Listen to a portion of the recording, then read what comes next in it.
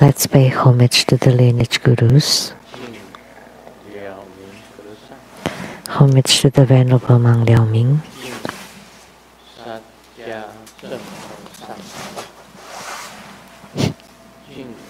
Homage to Master Sakya Zeng Kung. Homage to His Holiness the 16th Karmapa. And homage to Master Dubdan Dorji.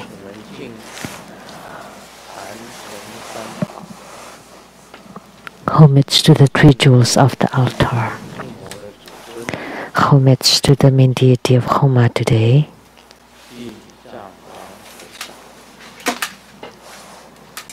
Ksitigarbha Bodhisattva. Sunu Tansen Katso Dutan City.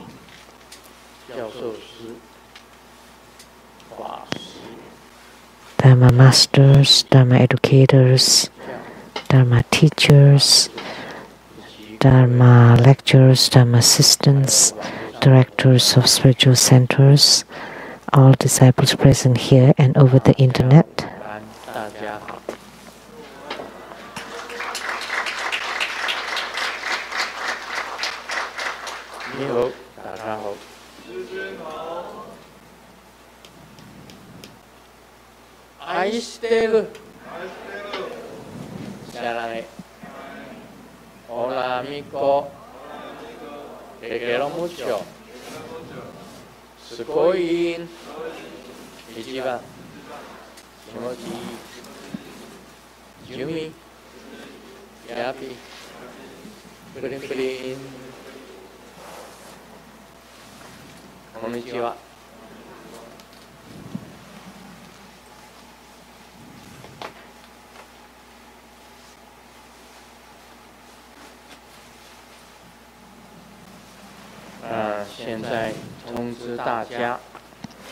Now I would like to announce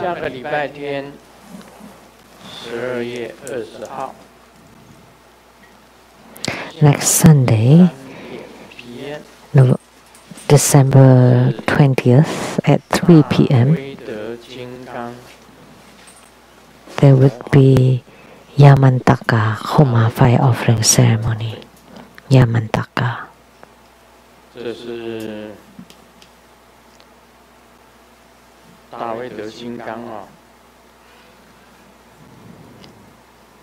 Yamantaka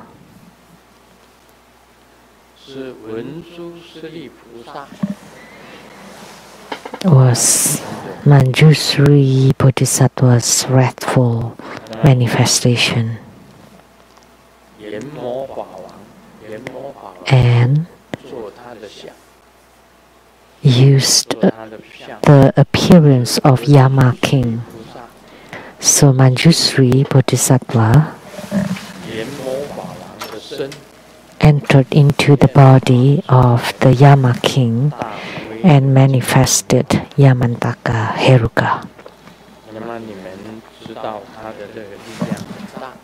And we all know that he has tremendous power.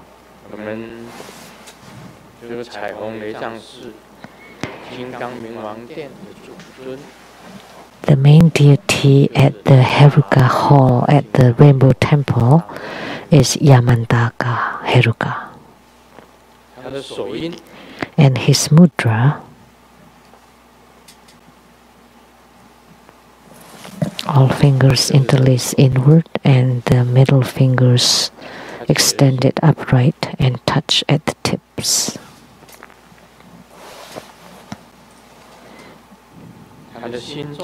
His mantra. Om Yamantaka Hom Hey Om Shri Karalupa Hom Kan Swaha. 这一尊啊 Om Yamantaka Hom Pe Om Tsuli Kalalupa Hom Kan Soha. This deity at the earliest time, he is also one of the yidam protector, protect the yidam that gains spiritual union at the earliest time with Grandmaster. And remember, when he came for the spiritual response, was that his legs or feet are moving the 4 oceans. He could make all the ocean water turbulent, and he could cover heaven and earth. The mantra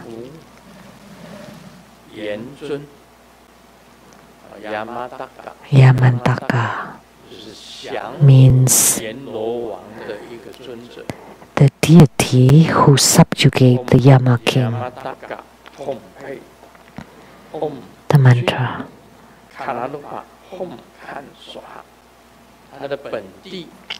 And his origin is also Amitabha Buddha. So in the Japanese Tantrayana,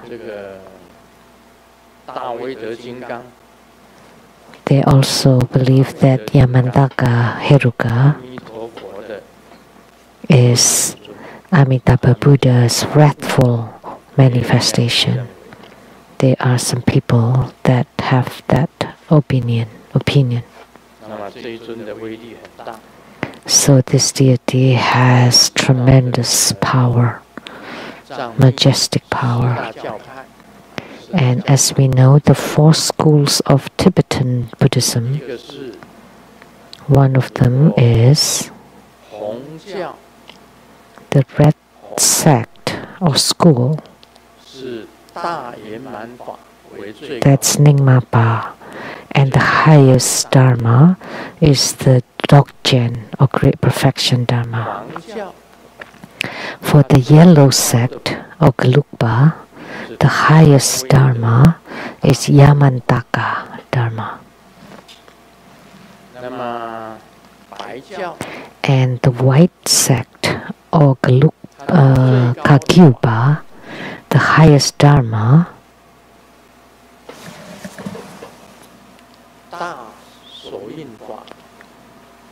is Mahamudra, right?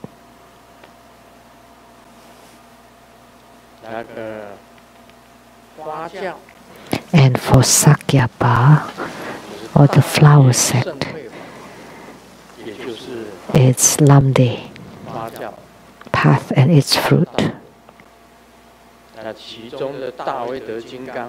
And Yamantaka was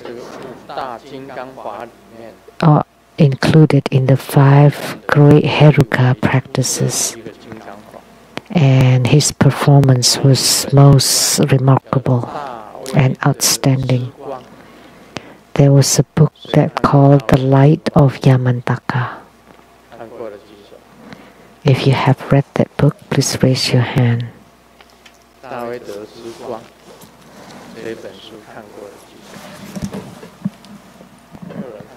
Nobody? This is a very famous book, and Grandmaster has seen it, has read it.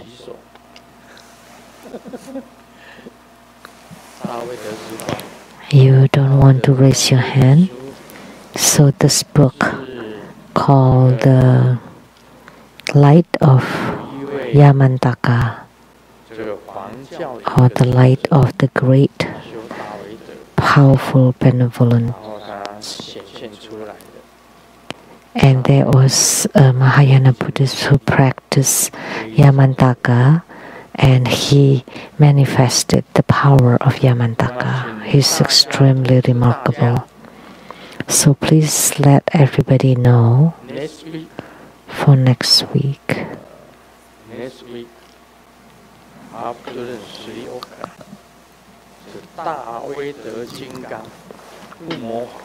There will be Yamantaka Homa ceremony. And one of the greatest Vidya Raja of the 5 Vidya Raja or wisdom kings. The end of the announcement.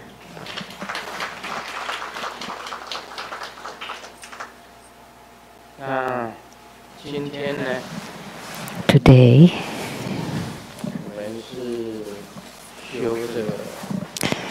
we practice Ksitigarbha Bodhisattva Homa.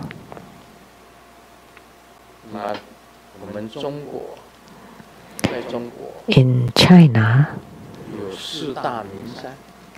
there are 4 famous Buddhist mountains. Mount Putuo in Zhejiang province, the spiritual center of Guanyin Avalokitesvara Bodhisattva, very famous Putuo. In Shanxi province, Mount Wutai, the spiritual center of Manjushri Bodhisattva.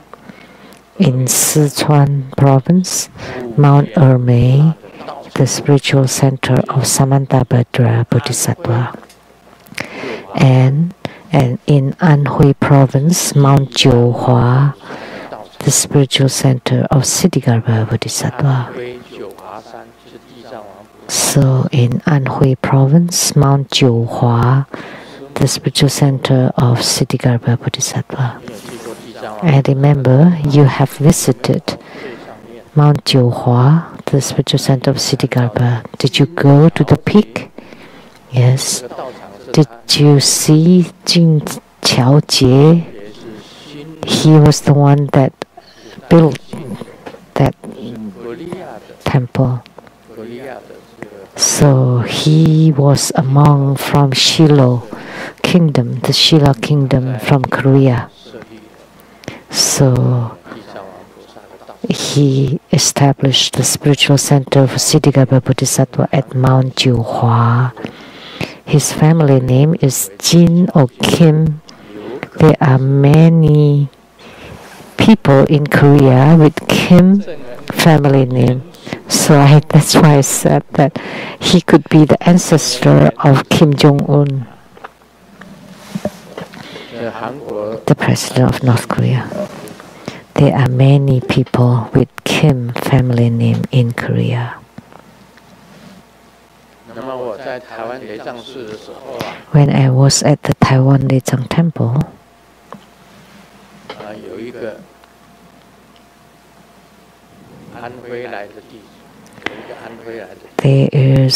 there was a disciple from Anhui province of China.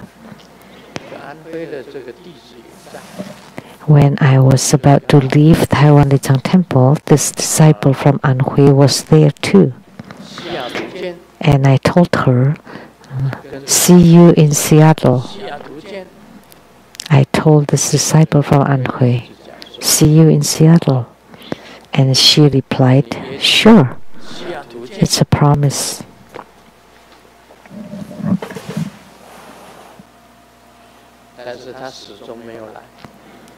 But she never made it here. Why? There's a reason behind it. Because she could not get her visa, the US visa. She could not get it. But she did come. How? Because every time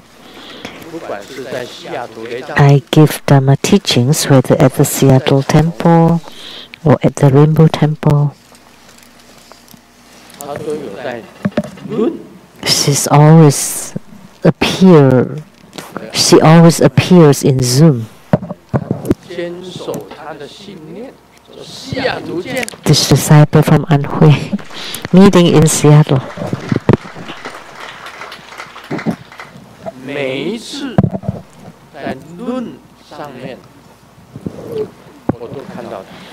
Every time I see her in Zoom, this disciple from Anhui, and she was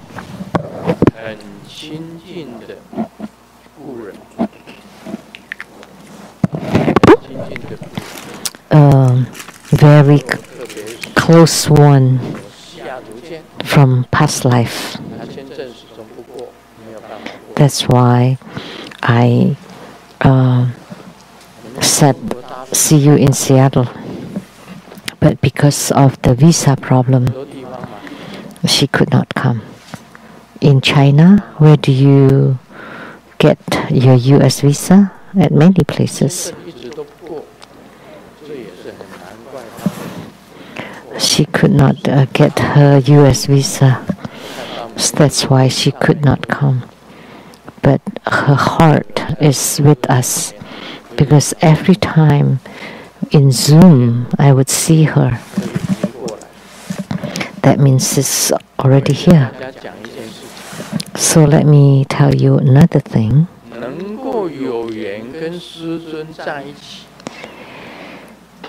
To have the affinity to be together with Grandmaster,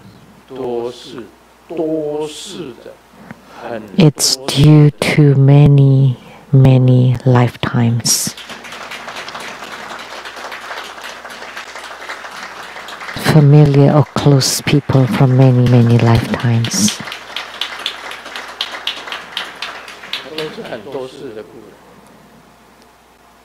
Close ones from many lifetimes. If you observe based on karma, in order for you to be together with Grandmaster, it's definitely because of destiny.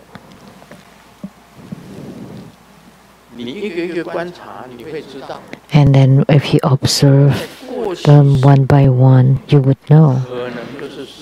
In the past lives, they could be Grandmaster's father or mother from past lives, or brothers and sisters from past lives, or spouses from past lives, or children from past lives, or friends and close relatives from past lives. Therefore, the Buddha once said,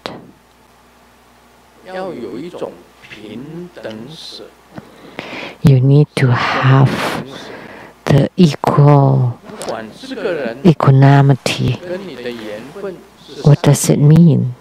It doesn't matter whether the affinity is good or bad, as long as they are together with you, you encounter each other. That's because of the affinity from past lives. That's why you want to treat everybody equally.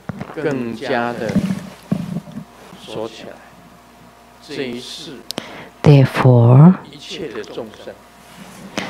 all sentient beings in this lifetime are close ones, families and friends, whether it's good or bad affinity. They are all close ones.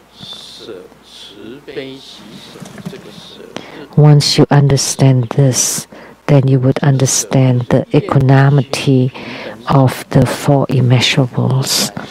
And this equanimity means that you treat everybody equally, whether you love them or hate them. Whether they love you or they hate you, you treat them equally. So in your giving or charity, you treat all of them equally. It's not that you only give to those you like and you don't give to those you dislike. No. So equanimity is equal equanimity. It's the same in our giving. That your mind is completely non-discriminating in giving. You don't just give people close to you and people that you resent, you don't give, you don't do that. So in the higher realm, you need to treat friends and foes equally. And by understanding this, you have the four immeasurable or four boundless minds. Then you have done, you have applied them. And that's the greatest quality of mind, is the boundless equanimity.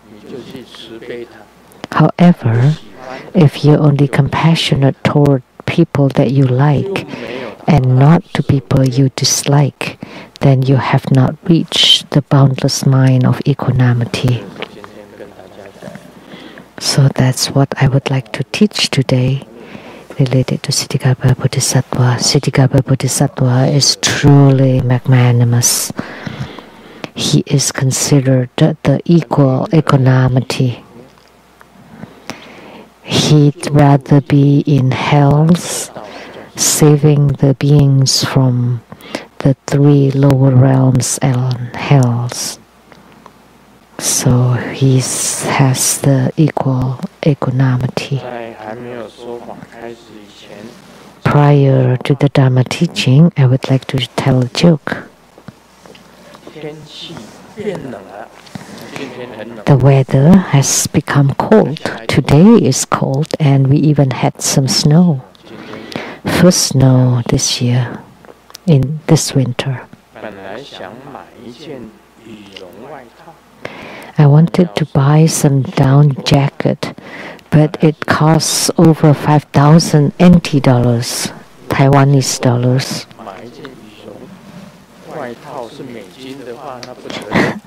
If it had been US dollars, that would be really expensive, so it should be Taiwanese dollars.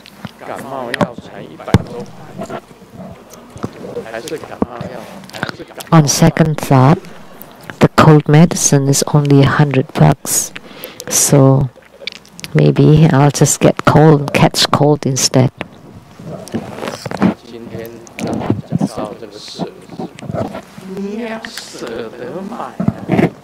We're talking about letting go. So, you know, body or health is more important than money, right? So now we'll do the question and answer.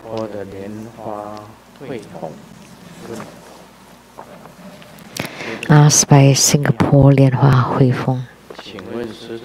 Okay, Master. Can Ishi-chogal be practiced as a protector? If not, does she have a wrathful manifestation? Which one is it? Thank you.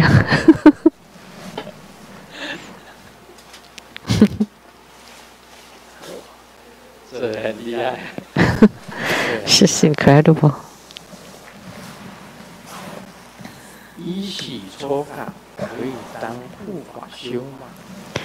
Can Ishi-chogal be practiced as a protector? If not, does she have a wrathful manifestation, and which one is it? Thank you very much.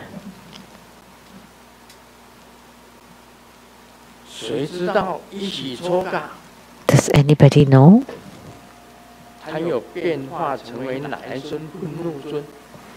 Did she transform into any wrathful deity? Anybody knows?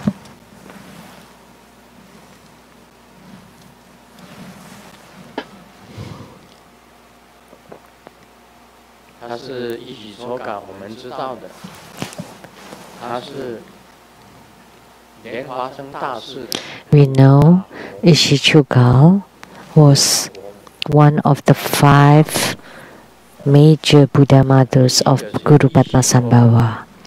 The first one was Ishi-chogal, second Mandarawa, third Sakya Devi. Deva. Fourth, Kalasiti. Fifth, Tashi children. They were the 5 major Buddha mothers of Guru Padmasambhava. And Ishichoga was first. Buddha mother was the first. She received the true lineage from Guru Padmasambhava, the first great lineage. And at the end, she also became a patriarch. She became the head of a school. She had 5 caves, major caves, and at the end she cultivated spiritually in caves, and at the end she had many followers. And Guru Padmasambhava's hidden treasures or dharma were hidden or were concealed by Ishichoga.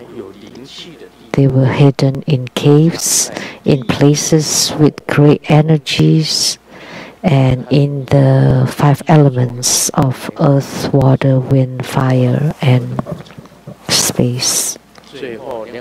So Ishichoga had concealed many Guru Padmasambhava's dharma. And before Ishichoga left the world,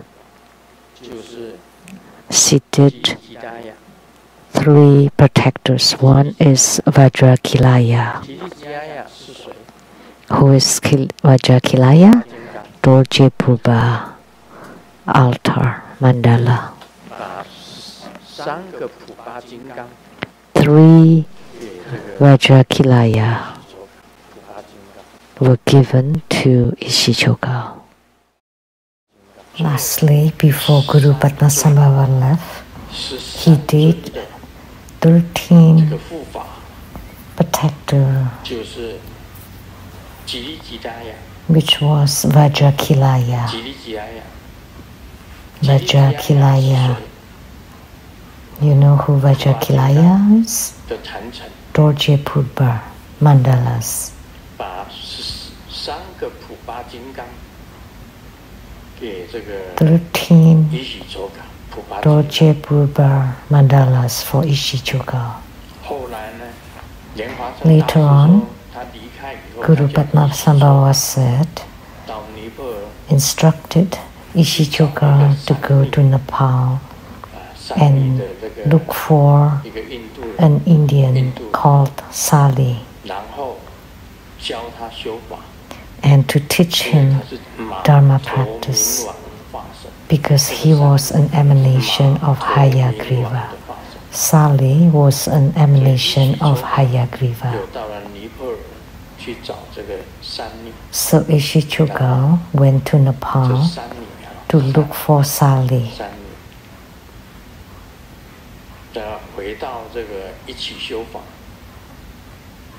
After they returned, Ishichoga and Sali practiced together, and she delivered Sali, and Sali was an emanation of Hayagriva. According to what I know of the 5 great Vidyarajas,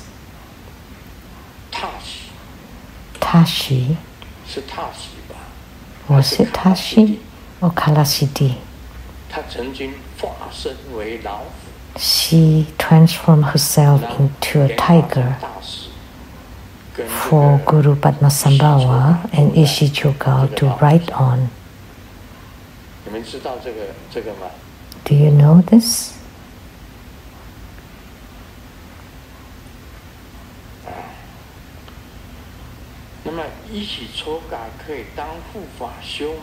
So, can Ishichoga be practiced as a protector? Does she have a wrathful manifestation? I remember Guru Padmasambhava had a protector, and there were many wrathful emanations of Guru Padmasambhava, and one of them was Dorje Chole. Lian Qi, Dorje Chole, do you know?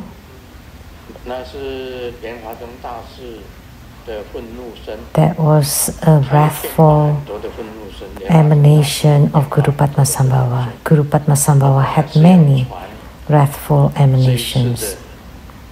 I was going to transmit it at this year's grand ceremony in Seattle. I was about to transmit this Dorje Chole. If it had been conducted at the Medenbauer Center, I would have transmitted this Dorje Chole, a wrathful emanation of Guru Padmasambhava.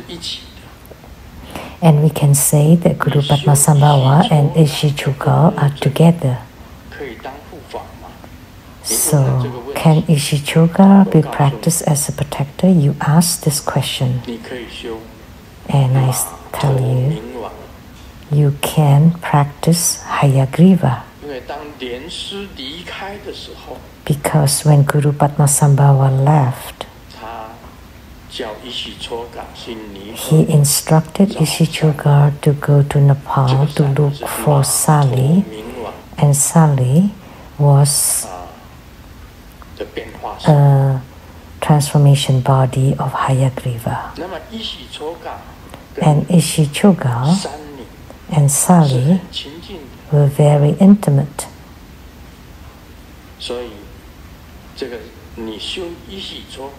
So by practicing Ishichugal, and the precious protector of Ishichugal was Hayagriva. Therefore, you can practice Ishichugal and Hayagriva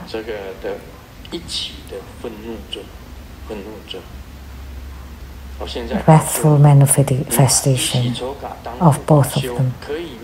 So, can we practice Ishichugal as protector? Yes. And who is her wrathful manifestation? That's Hayagriva. So you can practice Hayagriva.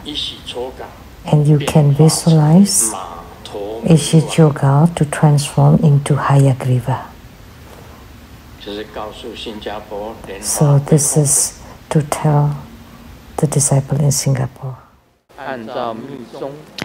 According to Tantrayana, does a protector support Buddha Dharma or the practitioner? Will a protector Is a protector willing to execute a practitioner's wish or request? This is a pretty good question.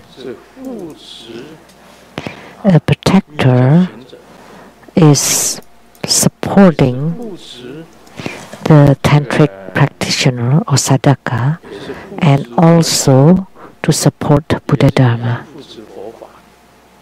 Both.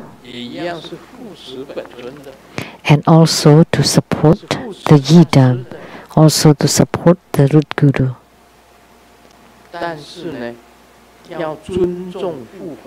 However, you have to respect and revere a protector. You cannot ask your protector to cook for you.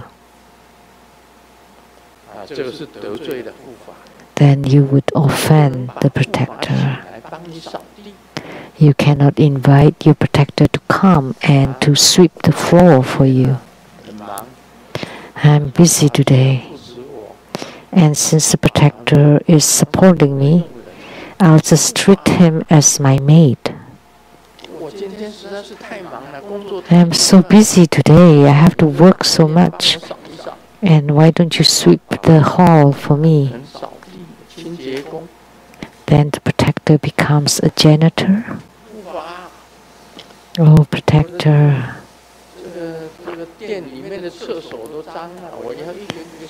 My bathrooms are dirty and I have to clean them. Why don't you help me? You're supporting me and helping me, right? Why don't you clean the toilets for me?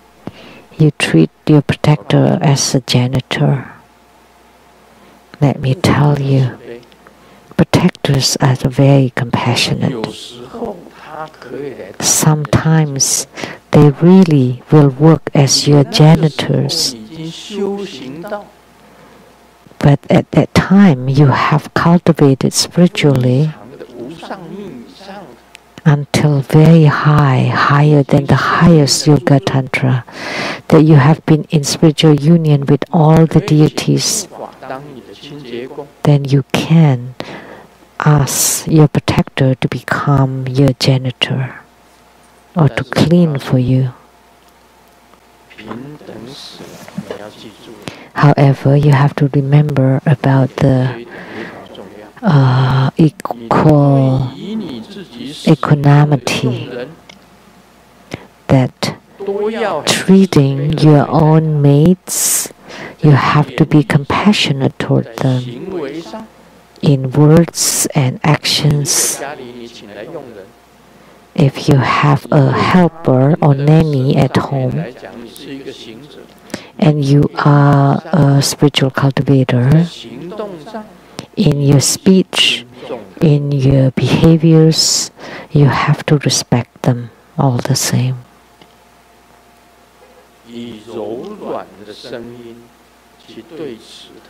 And you have to use kind words to treat your own mates and nannies or helpers, attendants.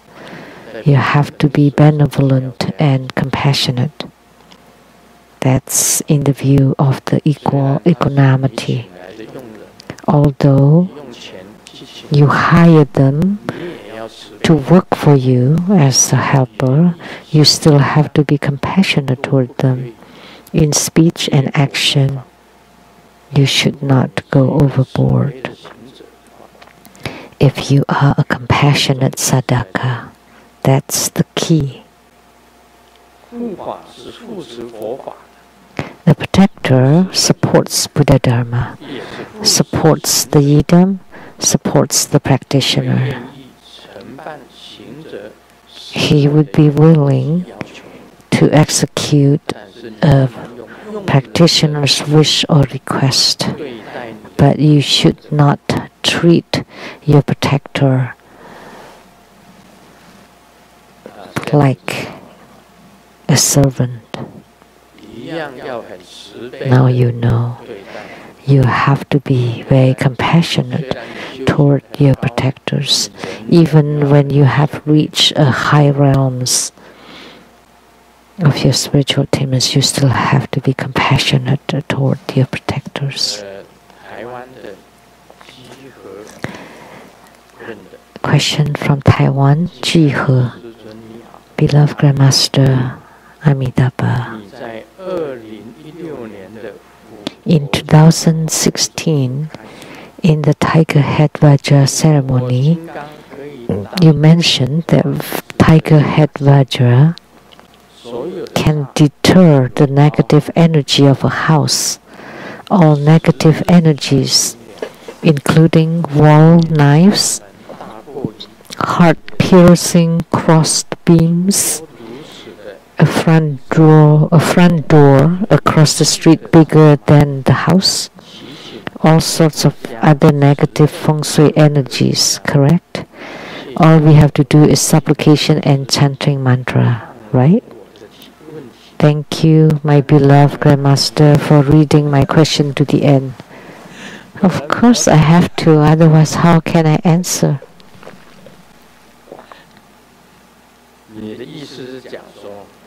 So what you mean is Tiger Head Vajra can deter the negative energies of a house. All negative energies, including wall knives, heart-piercing cross beams, a front door across the street that's bigger than my house front door, and all sorts of other negative feng shui energies. Yes, I have said it. Tiger head Vajra can repel or deter feng shui negative energies. So it is best if you enshrine an image or statue of the tiger head Vajra at your altar. Tiger head. He was Golden Mother carrying the decree banner, riding on a tiger. So he is a manifestation of Golden Mother. And Golden Mother can deter negative energies. So Tiger Head Vajra too can deter negative energies. It is best if you enshrine the Tiger Head Vajra, then you should not worry about any negative energies of that house. With respect to feng shui, there are many methods, many ways to break the negative energies. The Wan Gong Fa, the ritual of the bowl, is to break the negative energy from the heart-piercing cross beams, like the beams on the ceiling or beams outside would look like an arrow, because the house is like this and your house is like this, like the palms of your hand, right facing that. So this other beam is like an arrow. So you have to deter the negative energy. You can use the ritual of a bowl on top of the roof that would deter the negative energy. Or you use the compass of heaven and earth and you change the direction. And the house was facing this beam and you can turn it so that it's going in the different direction. So that's the compass of heaven and earth to turn, to change the direction. And if you enshrine the Tiger Head Vajra, Tiger Head Vajra is intangible, but he can change or deter all the negative energies, the tangible negative energies. It's best that you enshrine the Tiger Head Vajra and then you have to invoke or supplicate him and chant his mantra. So now you know.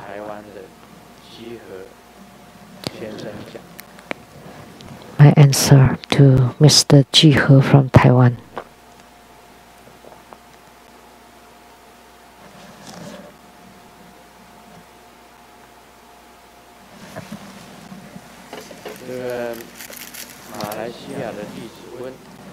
A disciple from Malaysia asked,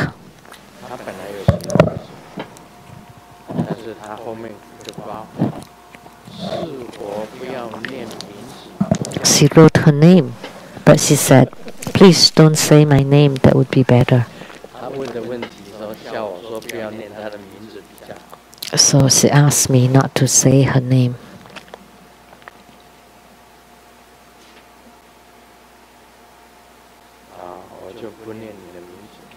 So I will not say your name. She's worried. It's not a question.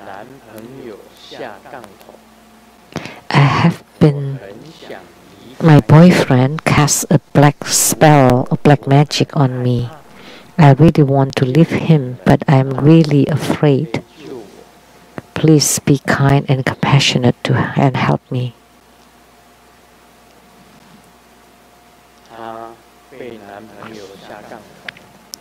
Her boyfriend cast a black spell on her, and this disciple really wants to leave her boyfriend, but she's extremely afraid. Please help her. A disciple from Malaysia. I cannot say her name. She must be beautiful. So is there a hero to save the beauty? A girl, a woman, and she's afraid that her boyfriend will cast black spell on her, and she wants to leave him, but she's really afraid. She didn't ask Grandmaster to help her, but she said, all of you, so you have duty to save her, all of you.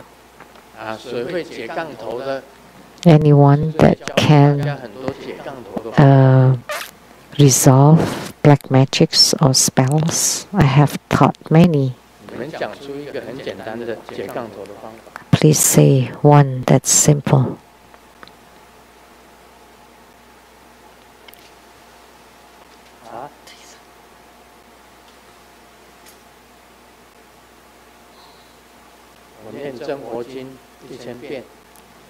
Chant to Buddha Sutra 1,000 times. Master Lian Sheng said,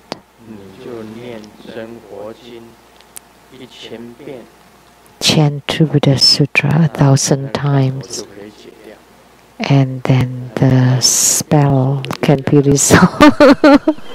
By the time 1,000 times, you would have been dead from the spell. That's a long time. 7 times a day,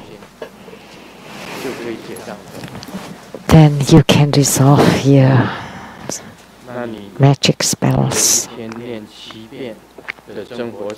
So chant to Buddha Sutra 7 times a day, and your black spells can be resolved. A disciple from Malaysia. Don't be afraid. I know your name, and I will go home and do a ritual and help you resolve your black magic. And here, let me bless you.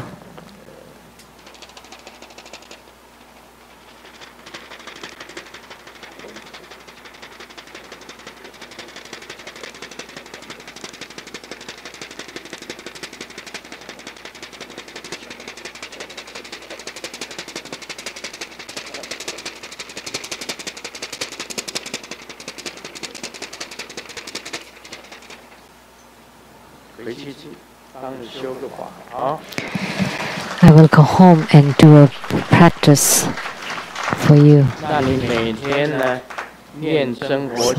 And every day you chant True Buddha Sutra 7 times.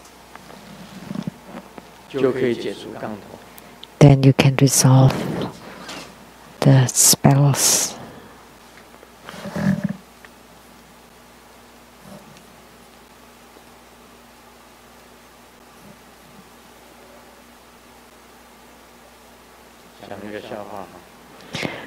Let me share a joke. The neighbor asked Lawang, Mr. Wang,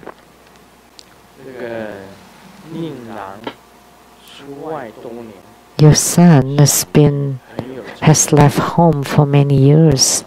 He must be successful. And Mr. Wang replied, I don't know how successful he is, but the government really values him. And the neighbor asked, how did you know? Mr. Wang said, the other day someone from the police department said anyone that could find him can get $1 million.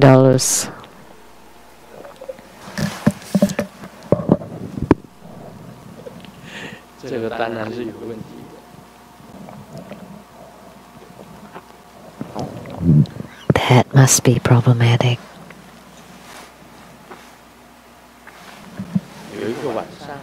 Spells trouble.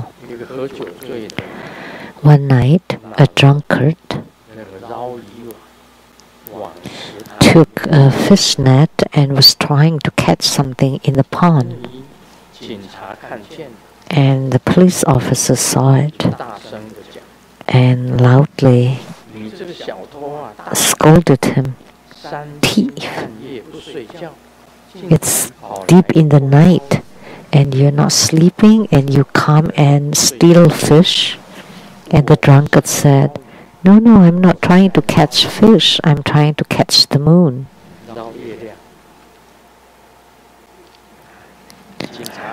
And the police officer said, Nonsense, there's no moon in the sky tonight. And the drunkard replied, Of course, because the moon fell to the pond. That's a funny joke.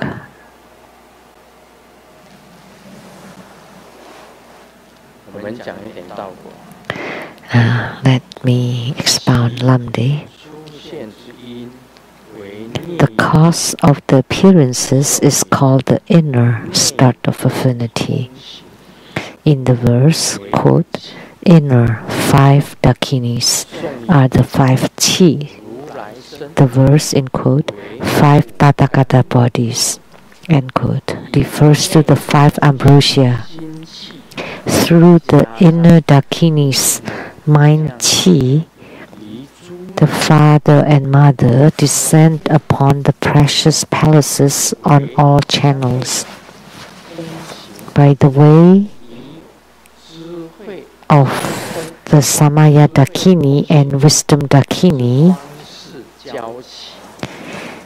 are clutching to bless the self-continuum and to become the following verse, in quote, do the great body work, end quote.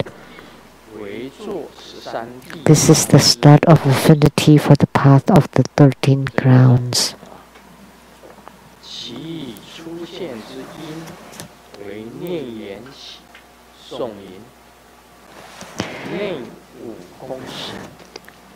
The cause of the appearances is called the inner start of affinity. In the verse, in quote, inner 5 dakinis, end quote, are the 5 chi. The verse, quote, 5 tathagata bodies, end quote, refers to the 5 ambrosia. Through the inner dakinis, mind chi, the father and mother descend upon the precious palaces on all channels, and that Samaya Dakini and Wisdom Dakini are clutching to bless the self-continuum and become the following verse, quote, do the great body work, end quote. This is the start of affinity for the path of the 13 grounds.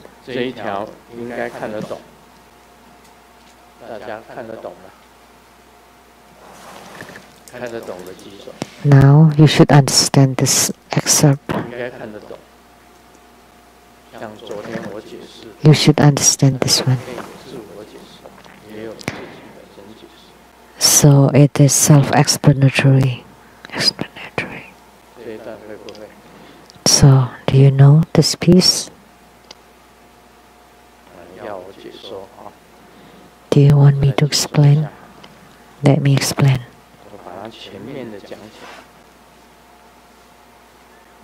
Overall,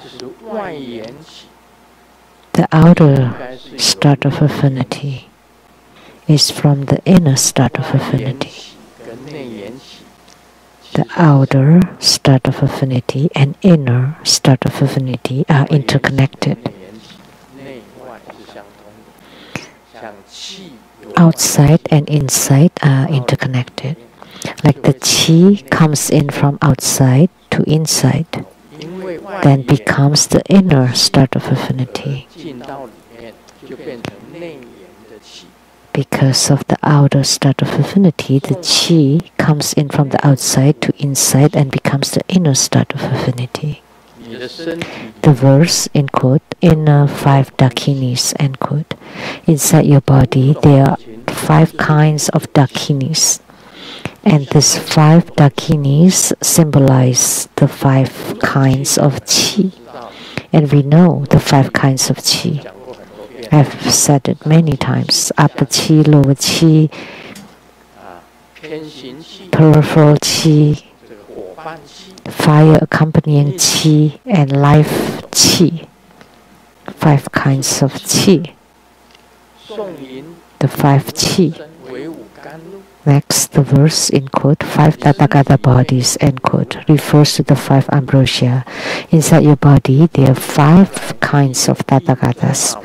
1, Vairocana Buddha, Amitabha Buddha,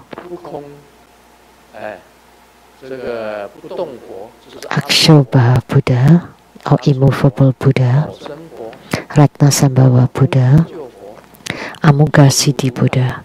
They are the 5 Tathagatas transformed into 5 ambrosias, or the 5 nectars, or the water or liquid inside your body. 5 kinds of hormones, 5 ambrosia. So 5 dakinis, 5 chis, and 5 ambrosias.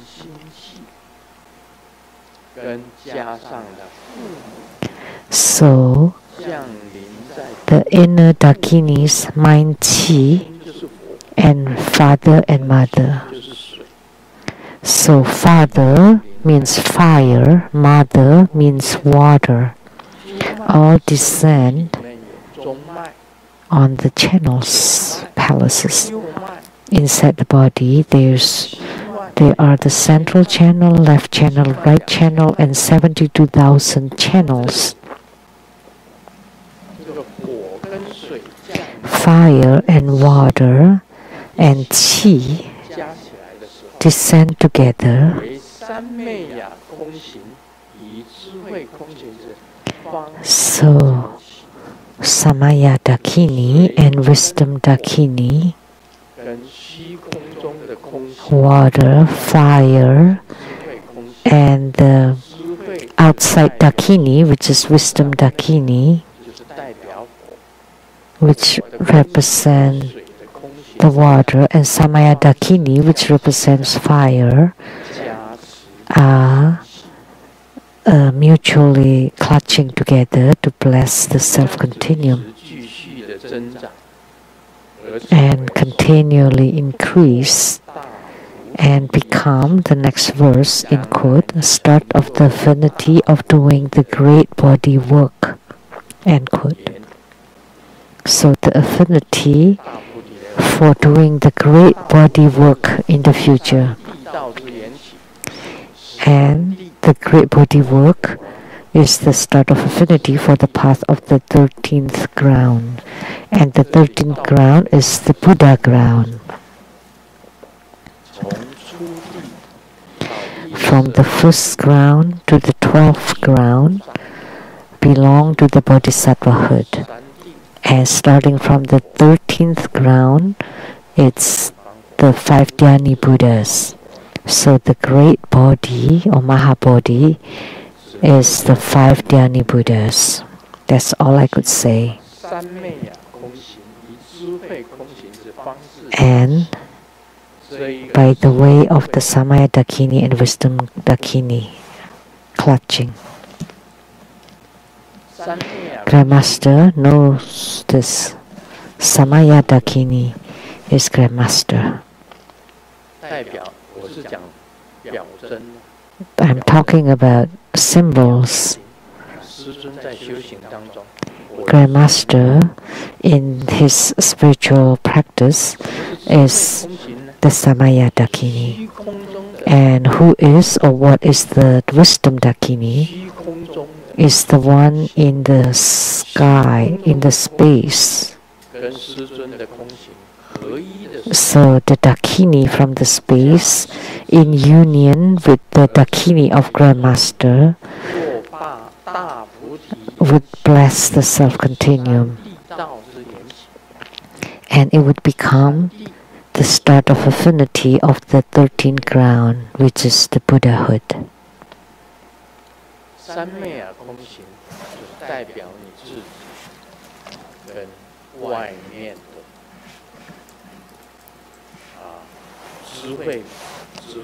So Samaya Dakini represents yourself, and Wisdom Dakini is the one outside, and the two of them are in union.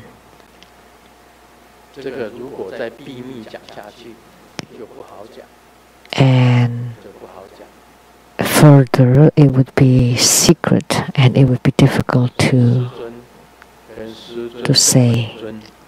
So Grandmaster are in union with Grandmaster's Yidam.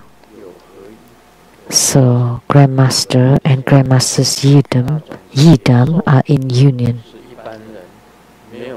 And that kind of spiritual experience is impossible to be felt or imagined by ordinary people. Ordinary being never reach such a realm.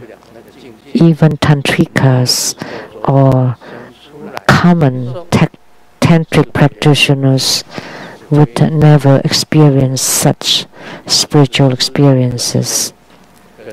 That kind of spiritual experiences is truly extraordinary and remarkable.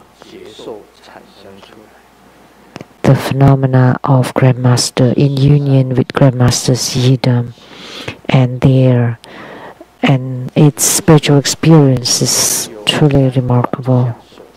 That's the 13th ground.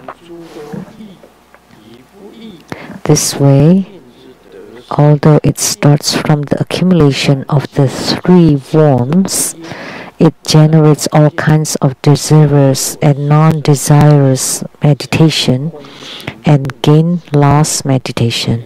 However, the cause of all things arising is not outside. It is from the start of affinity of the gathering of our own mind, chis, 10 dakas, dakinis, which arise to meditation. Therefore, there is no need to gain nor lose any spiritual experiences generated. This is the instruction on how to abandon gain and loss. This is really well said. Although it is the accumulation of the three worms, which is the increase of chi light drops and channels, generates all kinds of desire. But this desire is also not desire. So desire, there is not desires. For example, it's like the desirous meditation of Vajra Varahi, the meditation of you to be in union with Vajra Varahi. So desirous meditation is that kind of meditation. And the non-desirous meditation is meditation that has abandoned desires. And then gain-loss meditation would become the meditation with no gain and no loss. So the cause of all things arising is not outside.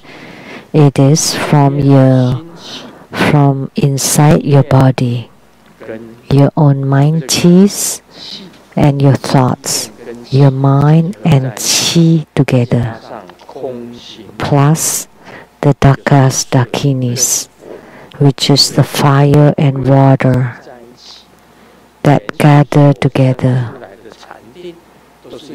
that give rise to meditation. So that the meditation is manifested by inside your body, not from outside. Then you don't gain anything and you don't lose anything. And this is used to instruct on how to abandon gain and loss. You don't gain anything and you don't lose anything. This is very deep and profound. So even when you gain something, actually you don't get anything. Even when you lose something, you don't lose anything. In reality, that's how it is. I also know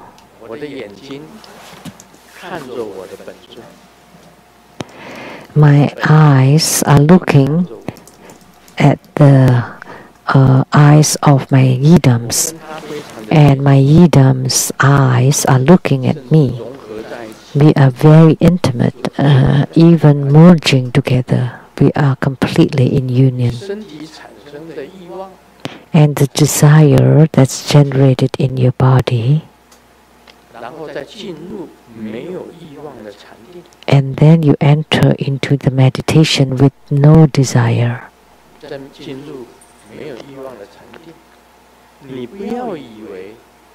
Don't think that the yidam outside you comes from outside.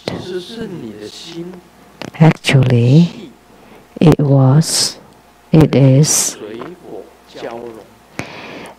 due to the merging of your mind and qi, fire and water. So you are the one that generate to your own spiritual experiences. That's what he meant here. So this proves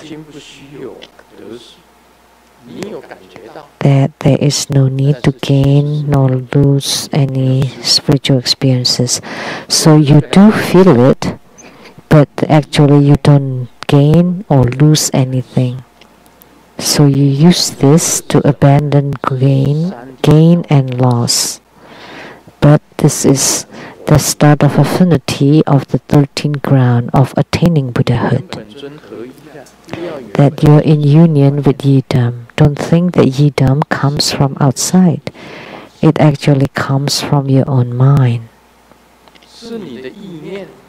It's due to your thoughts, your mind and your qi, and your body's water and fire merging together that generate to it. By this, you basically don't gain anything and don't lose anything. That's the concept. Do you understand?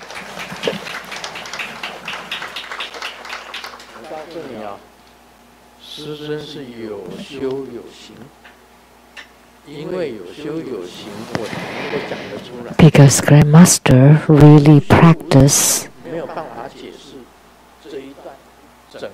so that's why I can explain it. If you don't really practice and have any fruitions, then it would not be possible to explain it. I truly look into the eyes of my yidam, looks at my yidam, and my eyes, nose, ears, tongue, and body are in complete union with those of the yidam.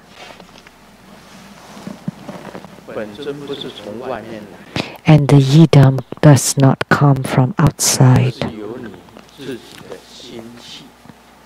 but it is attained through the merging of your mind and qi and water and fire. And actually you don't gain that and you don't lose that. Online I saw the brand name Snickers, and it said that it is counterfeit, and they sell it for $10,000, but they only want 5,000. And then if it's not real, then they would give 10 more. And this is play of words in Chinese. They actually give 11 of them, 11 pair.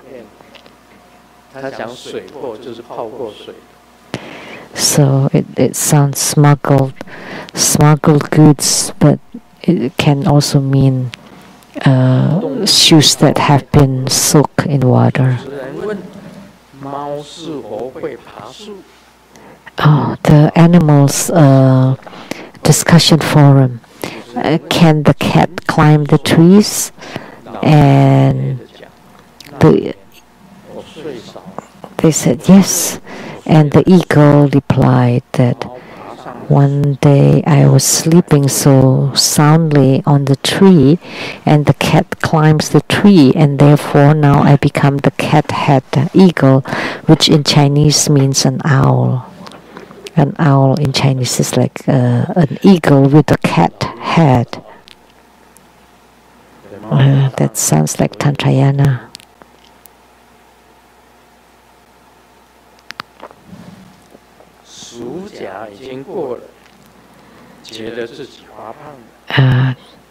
The holidays has passed and I feel I gained some weight, so I registered myself for losing weight training, and they asked me to wear something loose. Oh no, I don't have any loose clothing. All of them are very tight.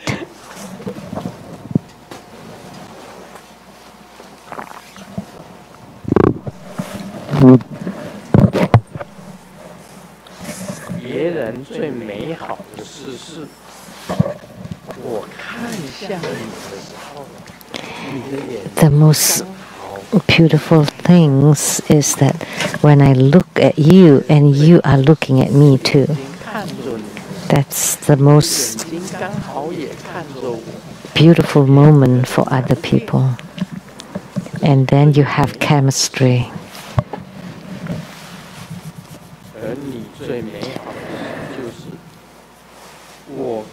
And the most beautiful moment for you is I want to eat something and then you bring it back for me. This is from Master Hui Jun.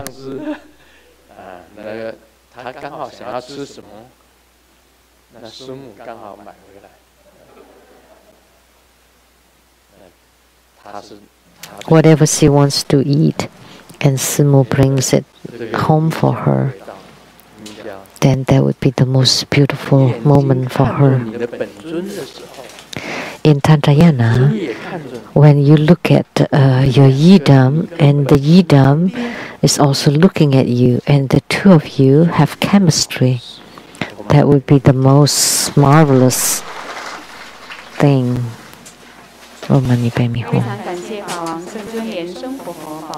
We are truly grateful to His Holiness Precious Dharma teachings.